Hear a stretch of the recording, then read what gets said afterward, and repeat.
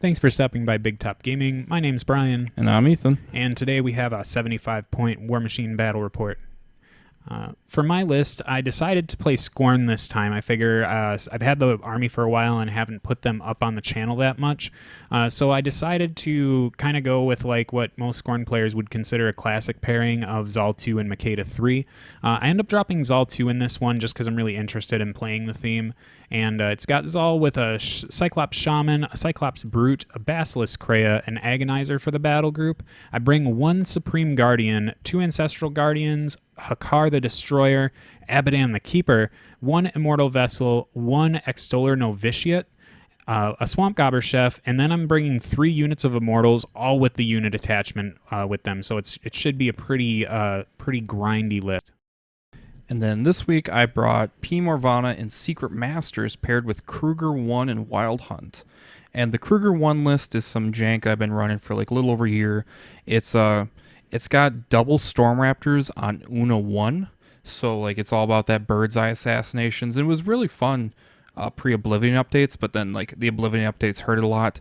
So I ended up dropping P. Morv because I was really scared of Makeda, and I thought this was the lesser of two evils. So Morvahna, the battle group is double Woldwarden, double Dhunian Archons for the free options, 3 Gallows Groves as my rec options, and then the Hermit, Gobber Chef, which gets me Melvin and Mayhem, a unit of Druids of Orboros and Overseer, which I haven't touched since Mark III began, so I wanted to see if they are as bad as I've pictured and always believed them to be, with 2 units of Brigands with the Warlords.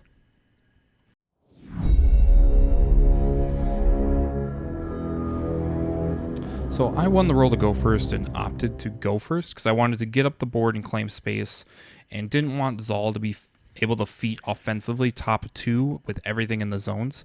So there you can see I'm apparating the Druids forward because they lost AD, but now they have Apparition with the UA. Then I'm just teleporting up my trees. I deployed one like on the bottom, one on the middle, one on the top. That way Morv can try and arc wherever she needs to. And then I'm just going to be trying to leverage. I got a unit of Brigands up top, unit of Brigands on the bottom, and they both prayed a unit of Immortals across from them respectively. So like that top one did the most top blackish unit. And now the Druids are running their 12 inches. I hooked around the obstruction there. That way I could try and make a pseudo cloud wall with the forest and the obstruction. I know Zaal has Mage Sight, so like I can't really use that to protect Morv. But my goal is to try and use that to escort Melvin and Mayhem up the board. And that way, because I don't have anything that extends his threats, I just have mortality, and that's the only thing Morv does for him. But I wanted to try, I feel like he can be a solid anchor in a Secret Masters list that usually lacks heavy hitters. Because like, unlike the Skorne theme, we just get their units, and their units are usually they're not lackluster. It's just like, I'd much rather have their beasts. As somebody who's played minions, I love their beasts, but the units can do work, and I think P. Morv is probably like one of the top 3, if not like second best caster for Secret Masters, even though she really has no feat.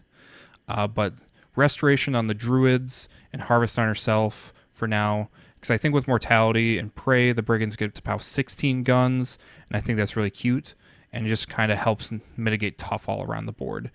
And there I'm just basically running up everything max threat. The Brigands, they're just keeping their line going up 10 inches. I have a Woldwarden up by the top unit of Brigands, a Woldwarden near the bottom unit. That way they can also spread some stuff out.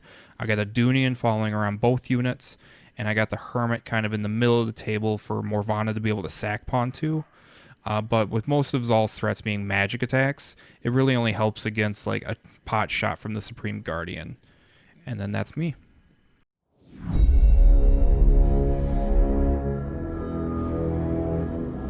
The deployment for me on this one was a little wonky. Like, Zaal to me feels like he wants to brick up a little bit and keep all of his buffs nearby him, especially for that feat. But on Anarchy, I really have to spread out far, so I figure the Supreme Guardian's going to support the bottom zone with that one unit of Immortals.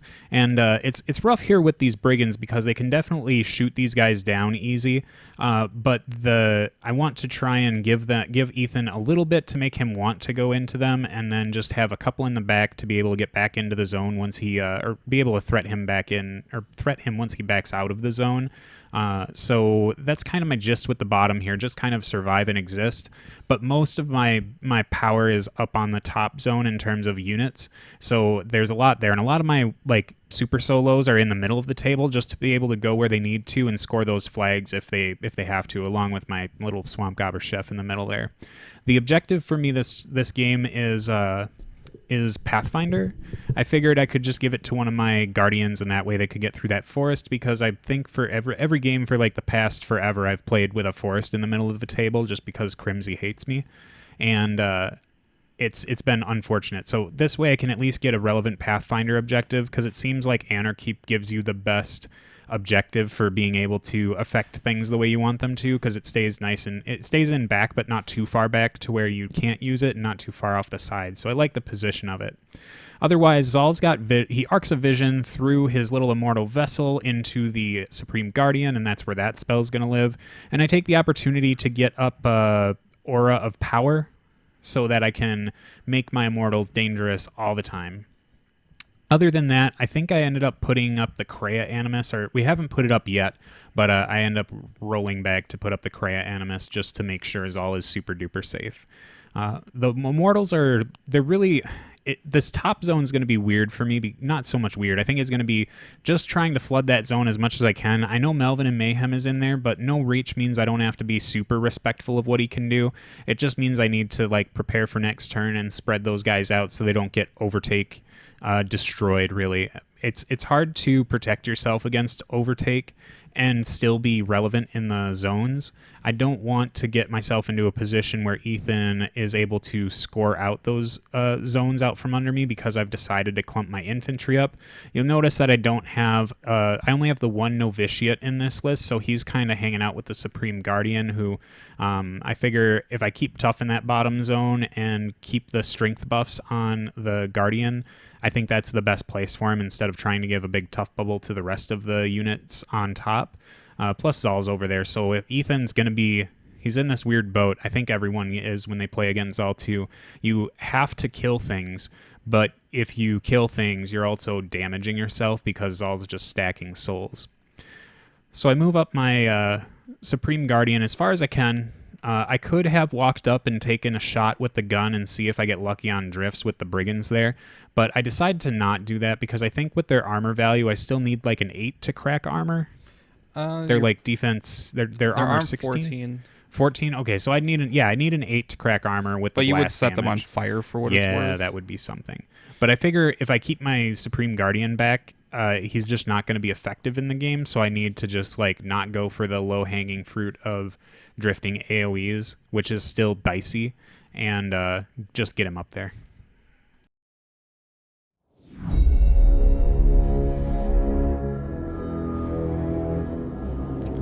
So going into my turn 2, Brian's given me some options. I'm 100% not going to take the Vengeance bait in the bottom because Brian positioned so I can only get like 3 Immortals in threat. And fun fact, if I kill 3 Immortals, the Supreme Guardian's just going to poop them back out, and now I've just given you free Vengeance. Yep. So like it seems pointless to me. And then at this point too, I did upkeep Restoration, but I dropped Harvest because I reread Harvest and it's living and undead. I thought it was just any enemy model. That's the only reason I cast it out of like Reflex. And then there you're just... Yeah, we were tucking him back. The goal was to stay out of the 15 inches of the brigands, but I just like didn't measure it right from my side, and we just moved him back to make sure that wasn't just something that got me. Yeah, because he said it out loud. He's like, his intention was the front 3 to be in and the back ones to be out, which I'm fine with. The top zone, I can get a little bit more cute. There's about like 4 or 5 guys because you just want to try and flood the zone. Tree ports up to get within 10. Yeah, I figure with the top zone, I've got enough guys there to where if you take out a bunch of them, I'll still have enough left over to do some real work. So I think I'm fine with losing like 5 or 6 Immortals. Mm-hmm. And there I'm just respecting the Supreme Guardian's threat. His Supreme Guardian out-threatens a Woldwarden, which is unfortunate. So like me getting the alpha on it is very unlikely. And him and Melvin and Mayhem threaten the same.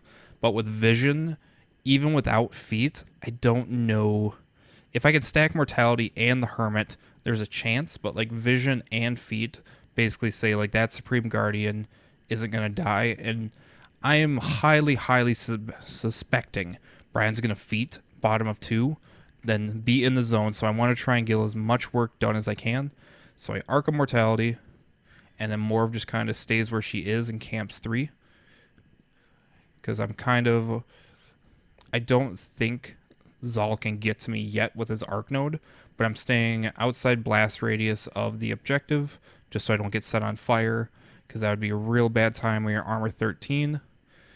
And then I'm just trying to basically map out. I think this is where I'm going over the math in my head of the bottom zone, and I'm like, I'm not touching that, because like that's Vengeance bait, and I ain't taking the bait. Yeah. Yep. This was the flames all over again. Yep. And now the top zone, I'm just measuring who's all within 15, and then I'm just putting down some sticks, because I'm trying to layer the guys. That way I can move up, have enough people to shoot the back row in case I miss, and there's little gaps in between them. That way the second row can walk up into the gaps and have line of sight around them.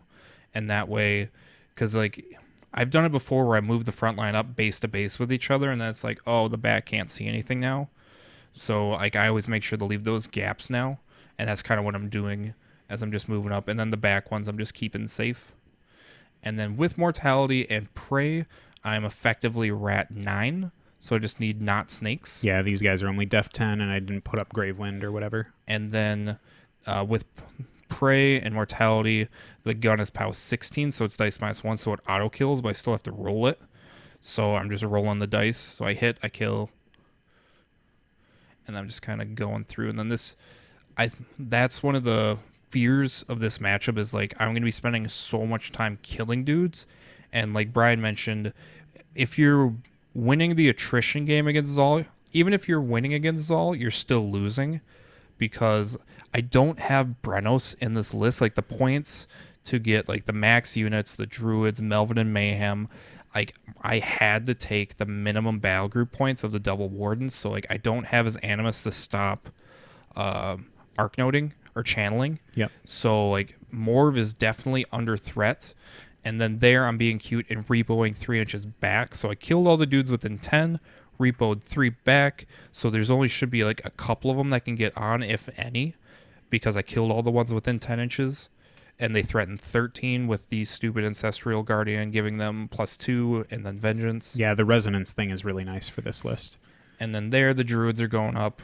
I cutely walk one into the acid pool, so he does get corroded. But then the UA walks up and he does elemental protection, so now they gain immunity to corrosion, so it strips off, so I don't even bother marking it. And then with the way that the way they've changed it, so like proxying out cloud walls, Brian is nice enough just to I declared my intent is like to stand just outside the cloud, so I put down the clouds first to see where the second row would be, instead of trying to like waste 3 minutes measuring out one cloud and then walking a dude one cloud, moving that first cloud to the third cloud, because like there's a few overlaps, so it's not like the perfect cloud wall. It is just more of like getting the back line in. Yep. I'm fine with like people taking their time putting out a cloud wall. Like it's not a big deal to me, or not taking their time but making sure they get it right, because they sell widgets for this stuff, so it's not like it's really hard to get the cloud wall where you want it to. It's just like put them down, get to where you need to go, and call it good. Yeah. So the whole unit, they're just advancing, and they're all trying to spread out in case the Supreme Guardian tries to lob an AoE and just set them all on fire. But I'm putting them a couple in the zone, and then I don't have the dig-in tokens, but they're all digging in just because I don't have 10 of them. I think the set only comes with like 5, right? Yeah, and I have 2 units of brigands, so that Dhunian walks up. So one of the brigands in the zone is within Dhunian range, the other one is not. Warden moves up just outside 11, walks, puts up his Animus, because I needed the Fury, just to do a little forest to be cute, to try and block line of sight to the Dhunian. And then the top one does the same thing. That way, just walks into the zone, and then that's my turn.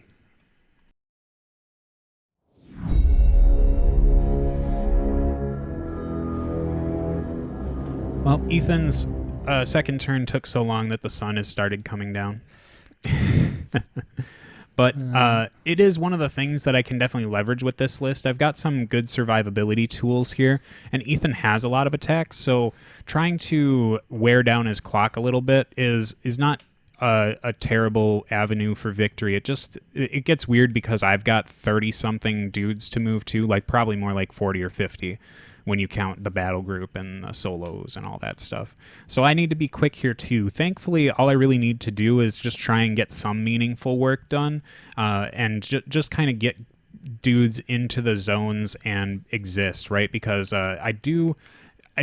like the feat turn right now is eminent. I cannot really get a meaningful alpha on Ethan to take out a bunch of stuff, and he hasn't done anything to me that would make me want to try and heal things. So it just means that I'm purely using a more reactive version of Zaal's feat, I guess. Maybe. I don't know. You don't get to heal out of it, and that's not a big deal. Getting the +5 armor is a big deal, though. Yeah, I've never played in the Zaal where they actually get to heal. Like, at that point, like, you've waited too long to feat. Like, it's yeah, cute. You either have waited too long or your opponent didn't bring the right list against you, because if you're not... If in these days of Warmachine, if you're unpacking something into a Supreme Guardian, it probably should kill it. I mean, with vision, it gets really weird. Yeah, I guess there's some reason for that. So the very small unit of Immortals that lived through shooting end up popping their Extoller's ability for Incorporeal, and then they run up, and I think we get 1 or 2 charges, something like that. You get one on the tree. Yeah, 1 on the tree, and I wanted that out of there because I need to make sure that Morvahna can't get comfortable with her arc nodes, so the Gallows Groves have to start coming down, and I think this one I just rock it. And then I think you wanted to Dhunian it, but decided not to? I was saving the Dhunian for Druids, but I figured you had enough attacks. Yeah. And that, like, I probably should have Dhunian the Gallows Grove, but I was like, I didn't want to waste it on the first attack of the turn. Yeah, it's worth noting, I think Zaal is sitting on something like 15 Fury right now or something like that. Yeah, because you were giving all the souls to him. Yep, and I think I might have used some boost. No, I didn't use any boost because I auto-hit and then just roll 3 dice. So, yeah, the direct spirits, all the souls came to him. I wasn't super interested in kind of spreading it out between all of my guardians. So now I'm just trying to figure out where I can put things to make sure that they're effective in the game. One of the best like hidden pocket tools in this list is the Cyclops Shaman. Getting Ghost Shot is, like, for me at least, feels really nice because now I can actually do something with this forest and not get any retaliation back because Ethan's not in Devourer's Host. So I think I'm trying to plot out exactly where I want to put things, and I keep kind of mixing the Krea and the Drake together, so I was thinking maybe I can use the Krea to do some cool stuff, but unfortunately the gun doesn't do any damage, so it's not that it's not going to help me this game, it's just that it's not doing anything right now. So Hakaar takes position on the flag. I figure he's going to be a very difficult solo to get rid of, plus he's close enough to some of those Immortals on the side to where the Righteous Vengeance might kick off, and then he can get some cool angles to do some damage in other places. I think now I'm just like, this is where I go in the tank a little bit, just because even though I've played Skorne before, it's been an extremely long time, and when I did play them, like, this Immortal theme didn't exist, period. I think it was Mark II that I played Skorne last. Yeah, so it was a long time ago, back when Bronzebacks were king. So just trying to figure out what I need to do here and where I can unpack things to do the most damage is kind of just taking a little bit for me to go through. Ethan and I are both playing like really attritional based lists. Mine is I want you to kill my stuff, and his is I want my stuff to kill yours. So like I just need to get them in the place where it's not giving Ethan these easy attacks. So I decide to unpack the bottom Immortals into the trench along with their attachment. And this is really just to try and make things a little bit more difficult for Ethan to deal with them. He has to get mortality on them. And then when they're sitting in the trench, they sit at defense 14 down to 12, I guess. But I think I popped Gravewind on this unit for this turn, so they went up to 16. Yep. So it's a little rough for them. I got 2 charges on the brigands that were in the zone. One of them toughed, and the other one I think I missed or something. Yeah, you missed, so I didn't even have to do any in it. Yeah, it was really unfortunate.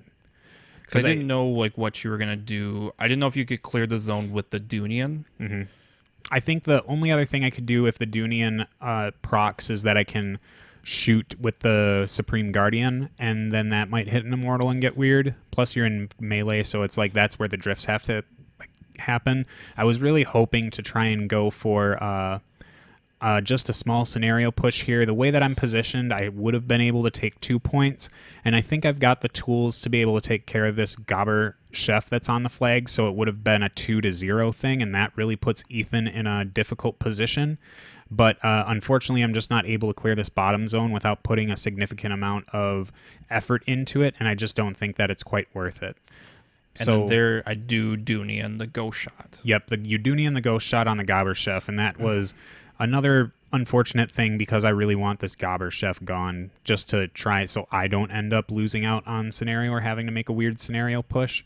So next up, I'm just checking to see what the Supreme Guardian's threat is looking like, because like for a hot minute, I'm thinking that maybe I could charge the Gobber chef with him.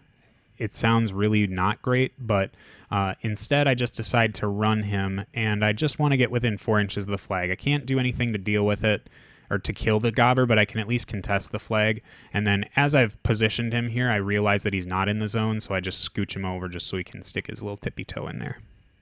Which is important because Ethan does have a lot of high POW attacks that are going to hit those guys accurately, so if I don't get him in there, it's going to be a bad time. You know, I could lose out on some scenario pressure, or I could get some scenario pressure put on me.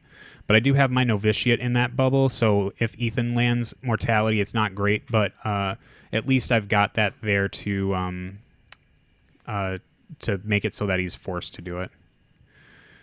Especially since that unit isn't going to be in feet, which I don't think Zaal's gone yet, but they're super going to be out of it. Next up, I decide to unpack the Immortals that are... this is the second sandstone colored unit, the one that isn't... I guess it's the only unit of Immortals that hasn't gone, right? So they decide to do some interesting charges. I know that the Restoration spell is on these Druids, but I feel like what I've done is I can't see past the clouds to these other Druids, but I've decided to charge 2 Immortals at each Druid that I can see. And then one of the Immortals ends up going far enough to where they can get reach to the other Druid, because if I hit, they mostly just evaporate. I think it was not ones to kill these guys. Yeah, with Restoration, they're armed 15, so you just auto-kill on the charge. Yeah, on the charge, but then the redirect attack just needs not one. So yep. I end up taking out 4 or 5 of the Druids on this one, so Ethan's going to have to spend some Fury to get those back if he wants them to keep popping up.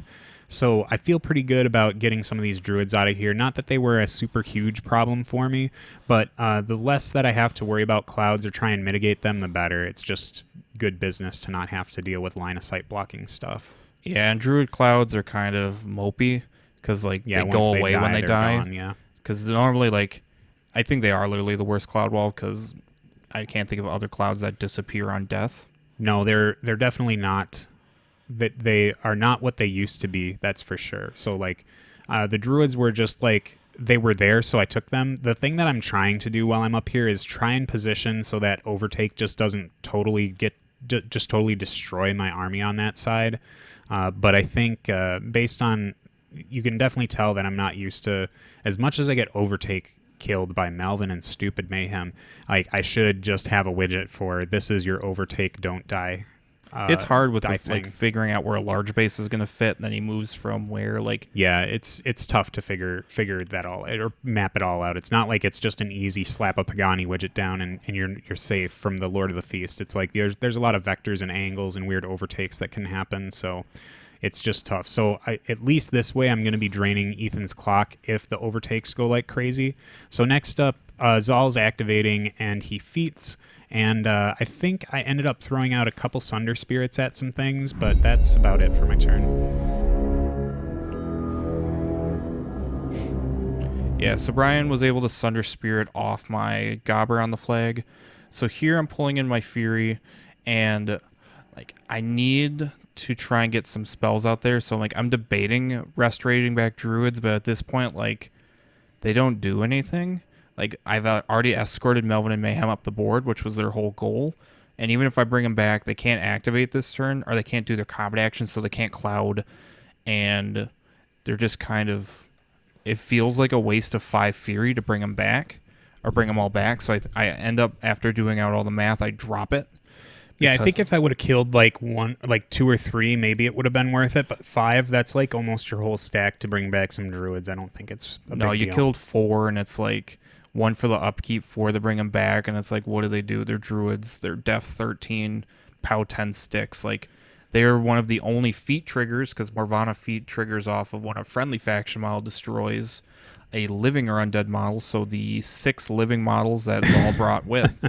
So, like, this is kind of a weird matchup for Morv, because, like, I don't have a feat, and I don't get to utilize half my spell list. It's a little more than that. I think I got 8 with the War Beasts. Because you got 4 War Beasts, the Extoller. Yep, 3 UAs. Oh, 1 I forgot the Novitiate. UAs are alive. Yeah, they're living. Yeah. So there I end up just not upkeeping anything. I'm trying to map out.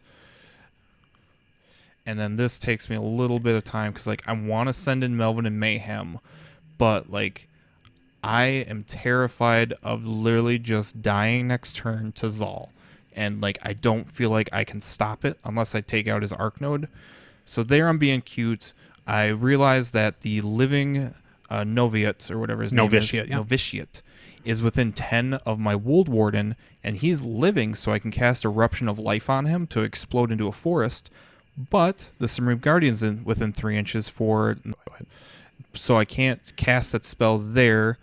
I can, but then Morv would have to cast it again through the tree, just because, like, he negates the first one, and then, like, so I'm just trying to plan out everything over there. Otherwise, like, I want to try and get rid of the soul on the Supreme Guardian, so I'm debating, like, just casting Immortality to bait it out, even though it's under his feet, so I don't know if he would even bother with it.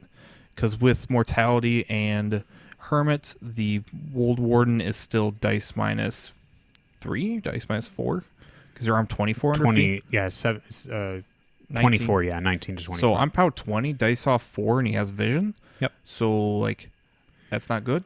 There I'm measuring where the tree can port.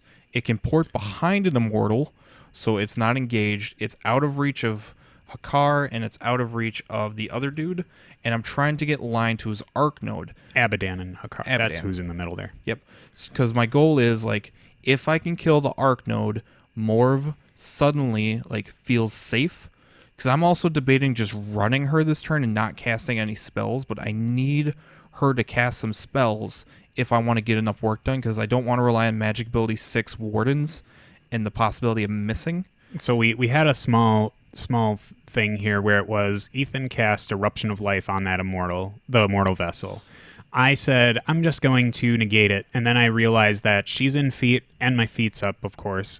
So she's sitting at armor 24, 23. 22. So I think you would have to roll a 17 to kill her on 3 dice. So I say, I'm not going to Arcane Vortex it. I'll just take the chance that you don't roll Gangbusters. Yeah, I didn't realize the Extoller was a construct. I'm sorry, it's the fucking Immortal Vessel. Yeah, the Vessel. I forgot the Vessel was a construct, and I also forgot it was his feet turn. You didn't see it, but we went and got food off clock. I went and got a feet token. Yeah. So, like, we came back to the game, and I was like, shit, it's his feet. So then I just cast out Mortality, and now I'm sitting on 1. So now I'm really in the danger zone. I try to walk as far as behind the rock as I can, because I can't hide behind the forest because of Mage Sight, and I can't get the Arc Node, but I know, like, the Arc Node's speed 5, so I'm like, I'm probably far enough away, because I'm thinking the Woldwarden is going to cast a spell, and here's where he's going. And then it's worth noting Morv tried the Mortality, the bottom unit of Immortals, through the tree, just to bait out Arcane Vortex to get rid of it. Yep, so I ended up taking that one.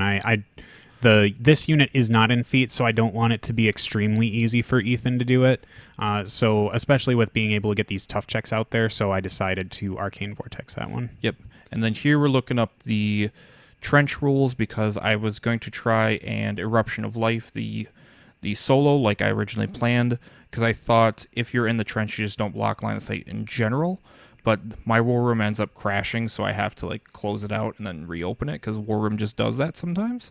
Yep, in my war room, when I looked up trenches in the quick reference, it flipped me to the warlock rules. So I went ahead and just searched them up real quick because like I don't interact with this a whole lot, so like there's just weird nuances to rules. I was like, I think if I'm in the trench, I'm okay, but the way that the trench rules end up shaking out is that you block line of sight to models that are not in the trench, or you don't block line of sight to models that are not in the trench. So if this novitiate was outside of the trench, the immortals that are inside the trench would not block line of sight to him, but since the novitiate is in the trench with them, they are still blocking line of sight. Yep, so I end up just mortalitying the unit.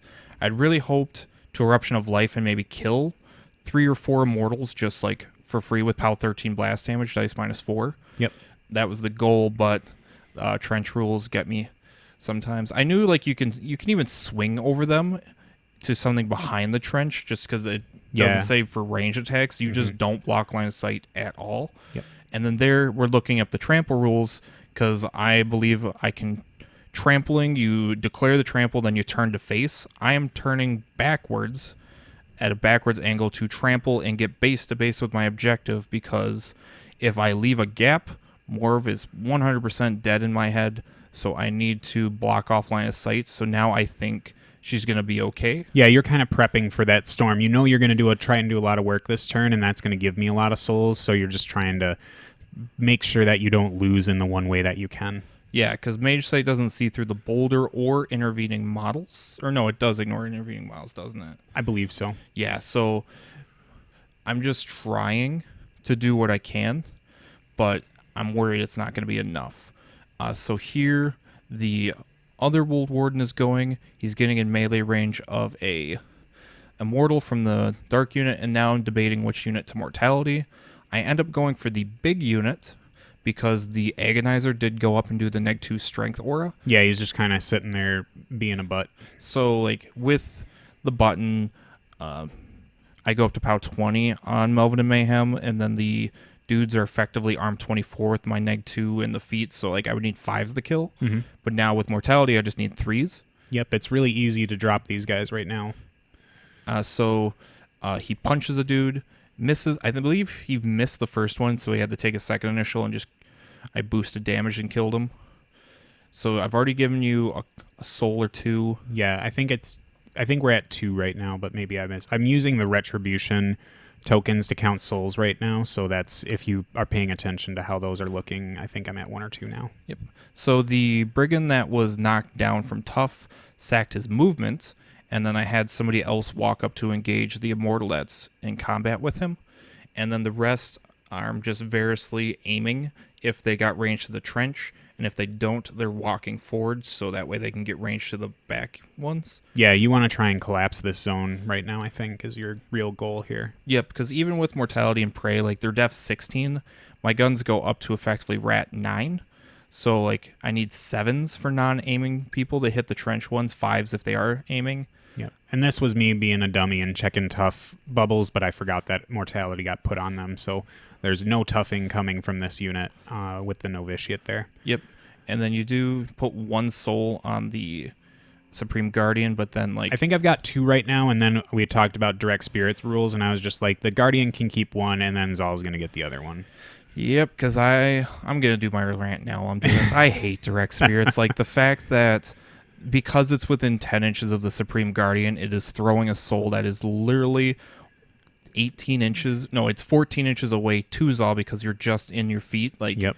It should be you can direct it to who's ever an eligible model instead of the closest, instead of, like, anybody on the board that can get it. Yeah, the spirit game in this list is really strong, and since you're not bringing any Archon things, it's a little rough. So I'm going to take some ownership for this one. My camera's just been a total butt lately. This is not a dead battery, so you can't use that meme garbage on me this time. But the card, for whatever reason, wanted to be reformatted during recording. I'm not quite sure what that was about, but I we ended up losing a lot of Ethan's turn. So here we are at the end of Ethan's turn, and we'll let him go through and explain what exactly happened here, because it's a big drastic difference between this and like 2 minutes ago. Yeah, so the bottom bring-in unit, they killed 9 Immortals. There's only 1 left, so that souped up Zaal with 8 souls. The Melvin and Mayhem went up. He hit the button, and he cleaved his way through that zone. Almost every single Immortal in that unit except for 2. He didn't kill 2 of them, so he killed 8, and he killed the Agonizer, so he killed 9 models on his own without spending a focus. Yep, because got there with 3. Because I got to the Agonizer, and I hate left him on that model 2. so much. I had to take my second initial after 6 attacks of killing sprees onto the Agonizer, and then I just kept cleaving through. With Mat 7 Immortality, I needed not snakes, and I needed 3s to kill. So you can complain about direct spirits all you want, but Malvin and Mayhem, his rules were phoned in. Straight up. I know I watched him go through CID, but there's no way anyone thought that this model existed and was okay after they plowed through 20 infantry. It's okay. No, he's really... Even without reach. You would think the reach is what turns him up with elasticity, but criminy, he destroyed that whole side of the table. He just murders single wound infantry, and the whole goal originally from this list was I put up the cloud walls, I maybe send in a Woldwarden, you send in your dudes, and now they're clumped up, and then I just daisy chain through. But here you had to flood the zones. Yep. So it just gave them the perfect opportunity. Then the Brigands on the top cleared up a few more Immortals, and they left 1 Immortal left in the black unit. So Brian, how many souls is Zaal sitting on right now? 23. Yep. So 23 souls. So how much fury do you have at the beginning of your turn? 30. Yeah, that's really fun. And it's worth noting, a couple of the druids put up cloud, and the UA walked backwards to try and make a cloud wall to extend line of sight, because I didn't really know how the rules for channeling with mage sight worked, so I'd hoped it would be in my favor, but I think we'll end up finding out.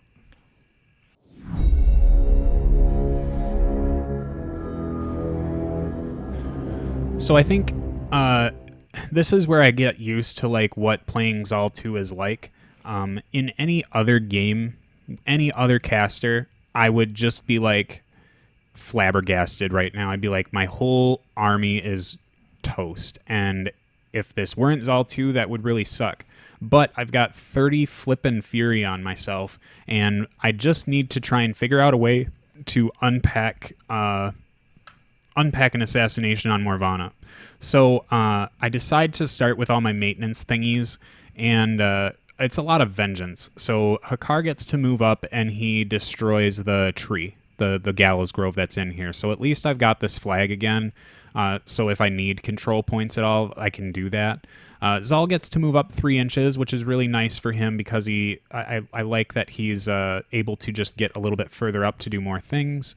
Next up, vengeance happens on the few remaining Immortals that are from that original unit, or that middle unit, and they end up going into the druids and drop them, which is really good for me, because now those clouds are gone and they can start drawing a line on the objective for the charge, which they wouldn't have been able to do if druid clouds ended up staying when they die. But now, since they just get wiped away, it's really not a big deal for me. I don't have any vengeance anywhere else to deal with, so I really just have to go through the motions of figuring out where is it that the Immortal Vessel can go and get into a place where Morvahna is going to go down. So it's worth noting that the objective for Pathfinder was going on to the Immortal Vessel, because I know I needed to get through that forest to get there. So next up, I'm checking a few things on Zaal, because I haven't quite worked through everything that I'm going to be doing in terms of getting this assassination to go through, and I was thinking about trying to get Zaal up to unpack into some of the pieces that are blocking Morvahna's line of sight, like the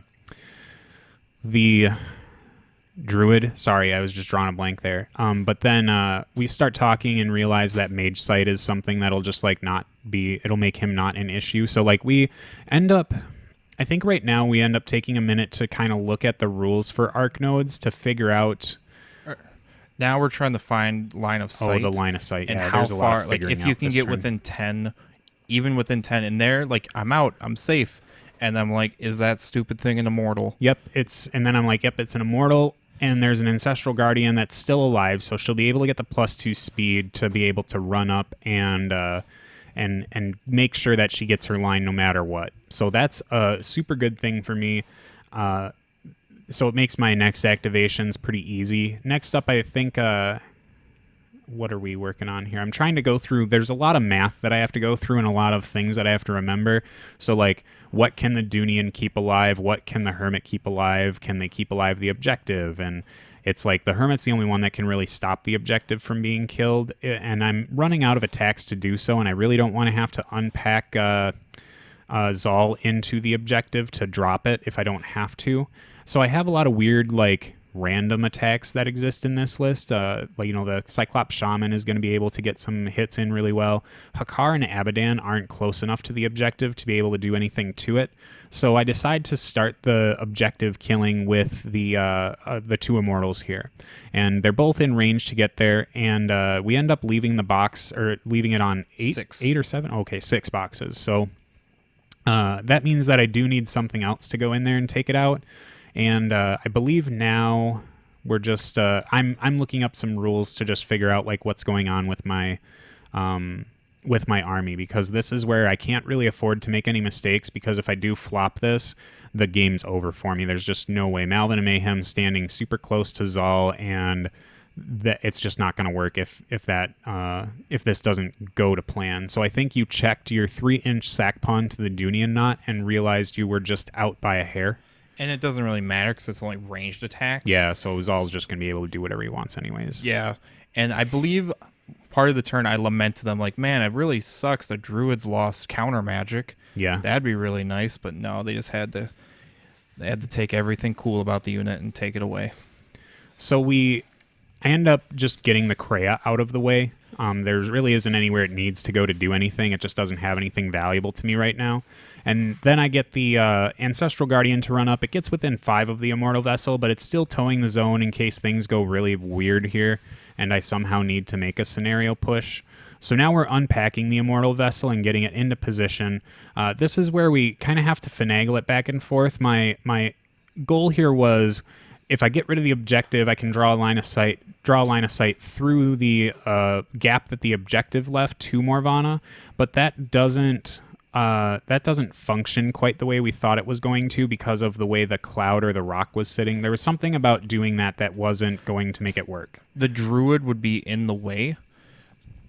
Yeah, I think there were a couple levels of things that got wonky here. Because Mage Sight doesn't let you see through Miles. I double-checked. It lets him see through the cloud but that I'm in front of, but it doesn't let you see through the model in the cloud. Yep, and then I had some issues with the Guardian too. So like, we ended up unpacking the Supreme Guardian's shot into the objective. Ethan debates using the Hermit on it and opts not to just save it for something different, and I leave it on like 2 boxes. Yep. So that's not the greatest thing for me in the universe, but it's on fire, not that matters or anything. And everything else is outside of the AoE, so it doesn't get started on, it doesn't get hit or started on fire or anything. I think maybe the Wold Guardian did, so we did a damage roll on him that didn't do anything, but I don't care too much about that. So we're still just trying to manufacture how it is that I'm going to get this going, and I think here we end up talking about the Mage Sight business. So now I've got the Ghost Shot from the Cyclops that's going to go in. I think I moved Abidan out of the way, and this is a nice boostable POW 12. I boost the hit to make sure I hit, and then I flip it back to Ethan to make sure that he gets the opportunity to see if the Hermit's going to take that shot for him. And I believe you opt not to because it didn't matter, because you can either Sunder Spirit it and get a boosted POW 12, or you can just do that. Yep, so that goes down. So now you're just saving the Hermit for Morvahna to make sure she doesn't whiff it. And I mean, she's on 1 camp against a 30 Fury Zaal, so... Yeah, it's not looking real great. Hey-yo. So next up here, I think it's still just like whenever I get into these like deep assassinations, I've got the time to waste here. Ethan, I think, is sitting at like sub 10 minutes already because of the way his last turn went, and I've just hit under 20 minutes. So I've got plenty of opportunity to just make sure that this assassination works the way I want to, because regardless, if I don't, like, the game ends now, I either am going to win because I kill Morvahna or lose because I don't kill her. Like, there's no coming back from that. No rubber banding if I fail the assassination. Now I think Ethan and I are going in. We're going spelunking into the rulebook again because of the the channeler channeler rule. We're not really 100% sure if Mage Sight going down lets Zaal ignore the cloud when he's arc noting through the vessel.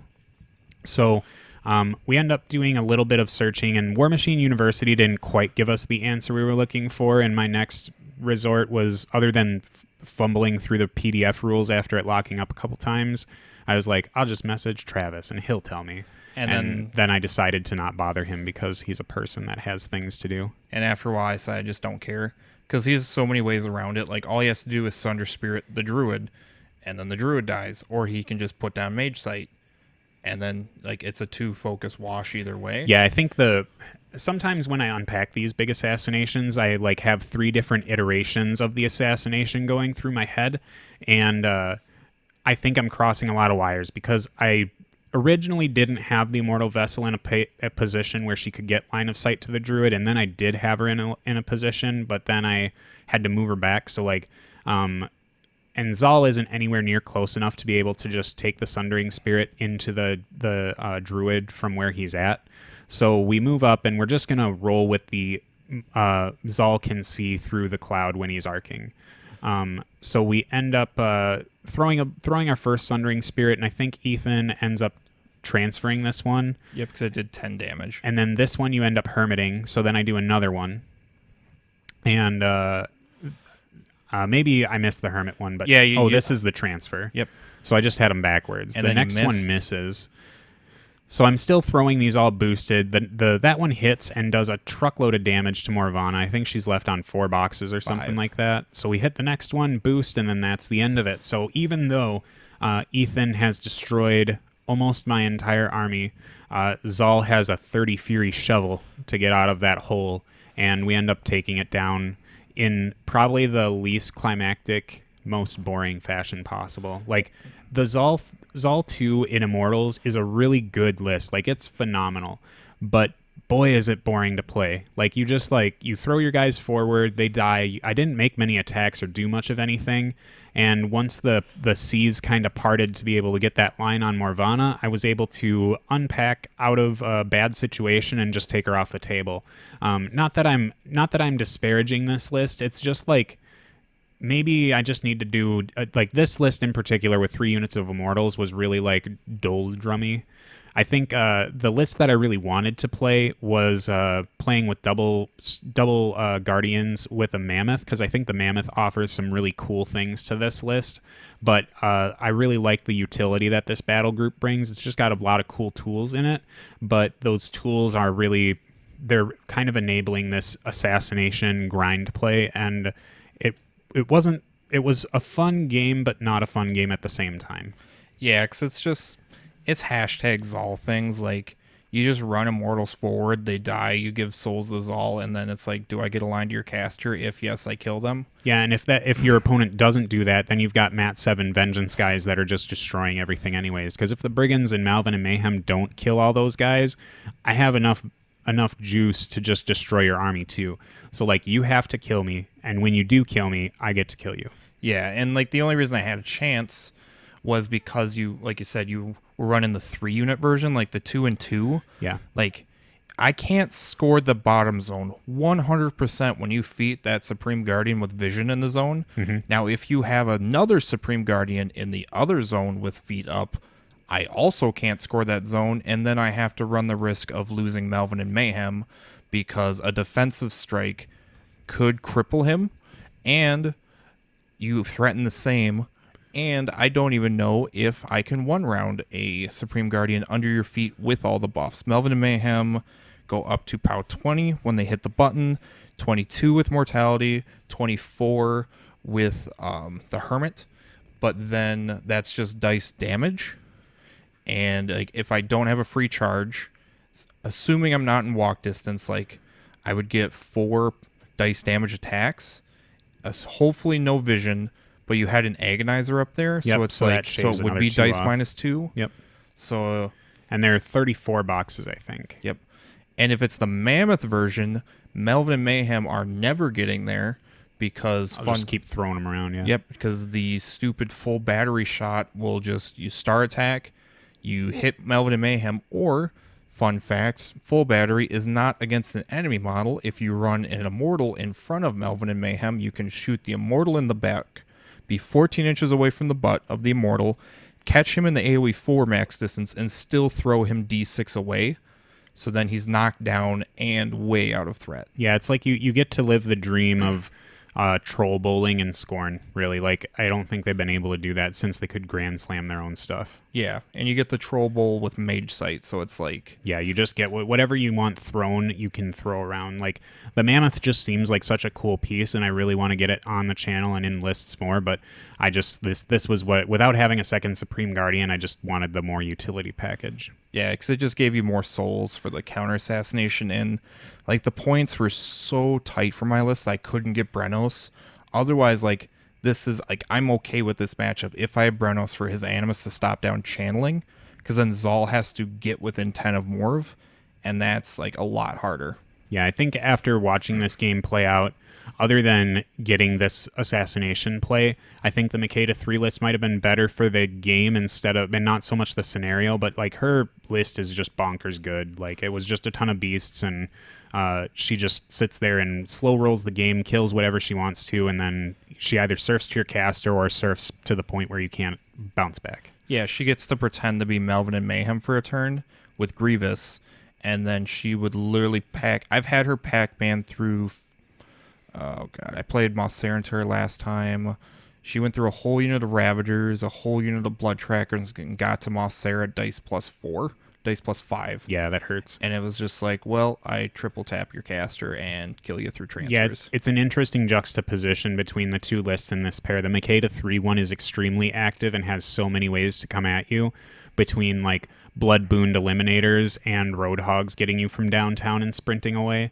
Like, there's just so much that list can do, whereas the Zaal one's just like pushes forward, and you either win because your opponent's killed all your stuff, or you win because your opponent didn't touch your stuff.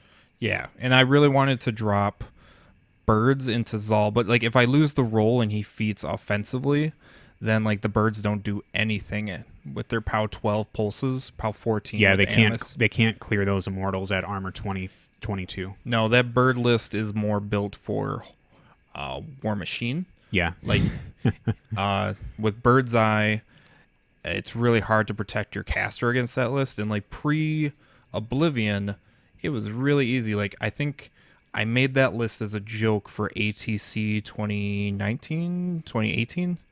Yeah, 2018. It was the year before the year they No, because decided to pull the plug. it was after War Machine Weekend 2018, because that's when I stopped playing Minions. So it was the beginning of 2019, because that was back in February. Okay, yeah, Because I'm that was just the last missing year a before it went to Adepticon. Because 2020 didn't happen. Yeah, So it was 2019, and like our team captain was like, he wanted me to build this, and I was like, I don't want to play, but I'm gonna do it anyway. So like, I convinced him, I tricked him that there was that it was a good list, and I was like, I'm just gonna. My logic was to play the best game of War Machine I could, was to play the least amount of War Machine with my opponents as I could. that's like every circle player has that tattooed on the small of their back, right? Like, I like playing War Machine as fast as possible where I don't get to play War Machine. That's the circle motto. Yeah, because 2 of my games, I top-a-2'd their caster with the birds, because back then, the Wild Hunt, before it was Wild Hunt, had +1 to go first, so the birds would run 14 inches turn 1. It's like, if you leave your deployment zone, I shoot your caster. I play this game to play as little as possible. It is, like, it was really fun. And then, like, round 5, we had lost a couple games, so I was like, you know what, I'm not going to go for a top of 2, so I went for a top of 3. Yeah, And we got to play an extra turn. Yeah, it's a double bird list. It's fun, but like, this list just really doesn't have too many problems with it, especially when you look at the feat for Kruger not doing magic damage. Like, just being able to go into incorporeal and ignore your feat is a really big deal for it. Yeah, and Shifting Stones aren't a free rec option in Wild Hunt anymore, so like the Fury management on the birds is a nightmare. Yeah. Because before you could get 2 units of Shifting Stones and Una for free, but now like, and there was like a 5-point wiggle room where I could get either Eilish for Puppet Master or Fish Sticks for Isla Sight, but that's not a thing anymore. Well, and then you were thinking about the game from Makeda's perspective too, because like Makeda and Kruger 1, like she 1-rounds a bird and gets most of her fury back, and you don't even have to like, Mullet Karn's a huge deal, and even like you factor that, like you don't even think of Mullet Karn when you're like, okay, Makeda can kill a bird, but then you've also got him hanging around too, and that's another guy that can drop stuff. So like, it's just a not great place for. Yeah. Did you have a Wrestler on your list? I don't think so. So no rage. That's a mistake. Well, I just was building the list to build the list. I know, but like when you stack Insight with I think Rage, if I drop Rage, if I drop the 2 Raiders, then I get a Wrestler. because now what Mullet Karn, that's a +7 swing, because 2 for Enrage, 2 for Insight, 3 for Rage itself. So yeah, you get +7. So now he's a POW 21 Weapon Master. Yeah, that's pretty good. Pretty nice. I mean, that's okay. It's I guess. decent. I mean, it's not like Malvin and Mayhem just doing whatever they want forever, whenever, but Yeah, it's pretty good. it's all right. Overall, I enjoy playing this Skorne list. It's not as active as I would really like it to be. I'm sure any of you Skorne players probably either, like, you can post in the comments below whether you agree with me or you don't and think that it's the most fun list in the universe to play. But like, for me, it just wasn't active enough, and maybe I just need to play the list more and become more active with it. But like, this just felt like I'm going to catch your army, kill your caster. Yeah, I think the 2x2 version is a little bit more interactive, because then it's like you have a Supreme Guardian bringing back dudes on each side, whereas like, to quote Zap Brannigan, the 3-unit version just feels like you send wave after dudes until your opponent hits their kill limit, and then you kill their caster. Yeah, that's really about it.